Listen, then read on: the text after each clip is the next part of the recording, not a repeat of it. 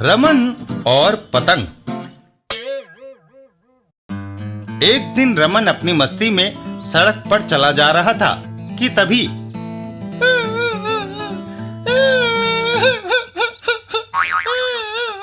बच्चे, क्या हुआ? क्यों रो रहे हो? पतंग। अच्छा, तुम्हारी पतंग एंटीना में अटक गई है, मैं उसे उतार दूंगा। रमन एक और दौड़ता है। ठहरो, मैं सीढ़ी लेकर आया, इससे उस पतंग तक पहुंचा जा सकता है। रमन इमारत की दीवार पर सीढ़ी लगाकर पतंग तक पहुंच जाता है। आ गई पतंग मेरे हाथ में।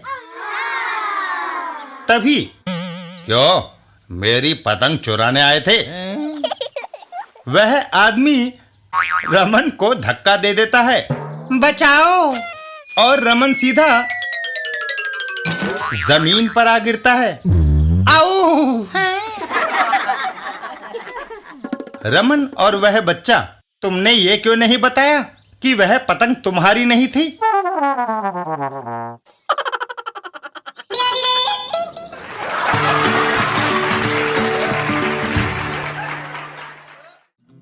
अंकुर और तानसेन।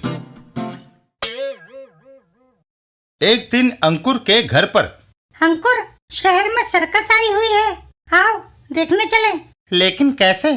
टिकट खरीदने के लिए पैसे कहाँ से आएंगे? किक्की, हमें अपने 2 टिकट खरीदने के लिए 5 रुपए चाहिए, पर यहाँ तो नया पैसा भी नहीं है। मम्मी से मांग लो। मम्मी कुछ नहीं देंगी। अभी कुछ देर पहले उसने टॉफी खरीदने के लिए 20 पैसे नहीं दिए। 5 रुपए तो दूर की बात है। सुना है, जिसकी मम्मी कंजूस होती है उसका पापा उदार दिल होता है। पापा जी से पैसे मांग लो। पापा जी, वह तो 15 दिन के लिए बम्बई गए हैं। फिर तो तुम आज सर्कस नहीं देख सकते, घर में टीवी देखकर संतोष करो। नहीं किक्की, मुझे थोड़ा सोचने का मौका दो। मैं सर्कस देखे बगैर नहीं रह सकता। मम्मी को संगीत का बड़ा शौक है। एक बार वह गुलाम अली को सुनने के लिए 100 रुपए का टिकट खरीद कर गई थी। मैं भी उसे संगीत सुनाऊं तो 100 ना सही 5 रुपए तो दे ही देंगी। इतना कहकर अंकुर तानपुरा ले आता है। मैं अभी शुरू कर देता हूँ, मेरा संगीत सुनकर मम्मी भागी आएगी। चलो शुरू हो जाओ। और अंकुर गाना शुरू करता है। अंकुर का संगीत सुन किक्की अपने कान बंद कर लेती है। अंकुर की मम्मी, अरे इतना बेसुरा राग, भागो यहाँ से। और वह दोनों वहां से भाग खड़े होते हैं। चलो हम कहीं और किस्मत आजमाते हैं। सड़क पर।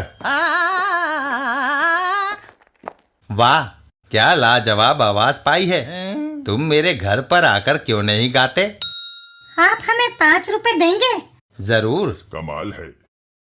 यह रहा मेरा घर, यहाँ बैठकर तुम अपना मधुर संगीत सुनाओ। आखिर मुझे कदरदान मिल ही गया। और घर के अंदर अंकुर का संगीत शुरू होता है।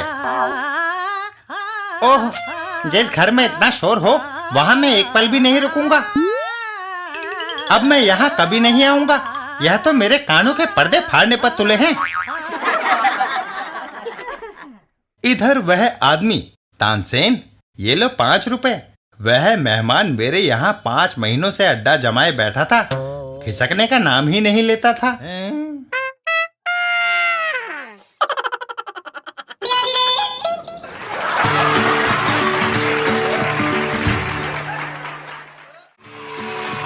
चाचा चौधरी और साबू का कमाल। कंछेदी लाल बस के पीछे दौड़ता हुआ। अरे भैया जरा रोक ना, ना। लेकिन बस नहीं रुकती है और चली जाती है। ओह, बस छूट गई। तेरा सत्यानाश जाए। तभी चाचा चौधरी वहां आ पहुंचते हैं। अरे भाई कंछेदी लाल, किसे कोस रहे हो? बस वाले को। मैंने दफ्तर जाना था, कमबख्त बस छूट गई। अब पता नहीं दूसरी कब आए, मुझे देरी हो जाएगी। दूसरी बस तो घंटे 2 घंटे से पहले नहीं आएगी। एक दूसरी तरकीब है, साबू अभी इधर से गुजरेगा। अगर वह तुम्हें घूसा मार दे तो तुम उड़ते हुए अपने दफ्तर पर जा गिरोगे। ये सुनकर कंछेदी लाल खुश हो जाता है। ठीक है। और चाचा चौधरी आगे चल देते हैं। Tata bye. कंछेदी लाल वहीं खड़ा होकर साबू के आने का इंतजार कर रहा होता है। पता नहीं साबू कब आएगा। जिंदगी भी क्या है, घूसा भी खाओ और इंतजार भी करो। तभी उसे साबू आता हुआ दिखाई देता है। आहा, आ गया। इसे गुस्सा दिलाना चाहिए ताकि यह जोर का हाथ मारे। मेरा दफ्तर भी कम दूर नहीं। और कंछेदी लाल साबू को आवाज लगाता है। अरे ओ गधे, हैं? देखता नहीं मैं खड़ा हूँ, मुझे सलाम कर। चूहे, तेरी ये हिम्मत! जल्दी कर, नहीं तो एक ऐसा झापड़ रसीद करूंगा कि तू आगरे जा पहुंचेगा। और साबू गुस्से में भरकर कंछेदी लाल को हाथ में उठा लेता है। अरे तू क्या मुझे झापड़ मारेगा? मैं ही तुझे मजा चखाए देता हूँ। और साबू एक जोरदार घूसा कंछेदी लाल को रसीद कर देता है। ये ले। और कंछेदी लाल उड़ता हुआ दूर जा गिरता है। ओह! चाचा चौधरी वहां से गुजरते हैं तो कंछेदी लाल से पूछते हैं। कंछेदी लाल, रो क्यों रहे हो? क्या साबू ने तुम्हें घूसा नहीं मारा? मारा था, लेकिन उसने उल्टी दिशा में घूसा मार दिया। पहले मैं दफ्तर से 5 किलोमीटर दूर था, अब 10 किलोमीटर। हैं?